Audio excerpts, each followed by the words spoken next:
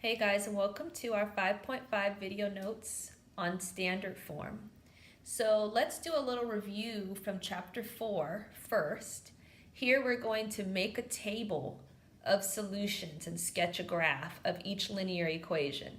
So before we knew our shortcuts, this is what we did to graph in chapter 4. So I've already set up the equation with each of my x values plugged in to save a little time in solving here. So in my first point, I have -4 minus 4y equals 4. If I add 4 to this side, -4y equals 8. If I divide each side by -4, y is -2. My next point, I'm plugging in -1.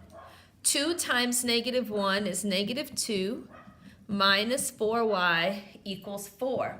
If I add 2 to this side, -4y equals 6.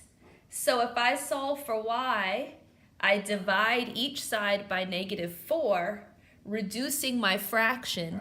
I get -3/2, which is -1.5 as a decimal. Plugging in 0, 2 times 0 cancels. I'm left with -4y equals 4, so y equals -1. Plugging in 1, I have 2 minus 4y equals 4. Subtracting 2, -4y equals 2. And then if I divide by -4, y is -1/2, or that's the same as -0.5.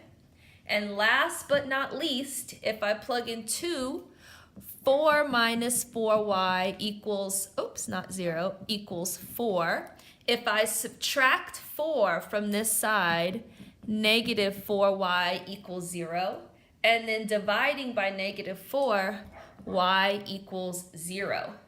So now that I have my coordinates, I can plot my points. -2, -2 is first. -1, -1.5 comes about halfway there.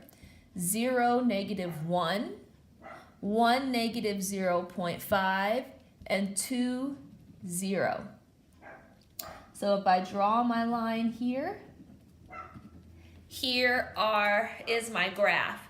Now this method is pretty long and drawn out, which is why we have our methods of graphing lines. Let's try some more in the next video.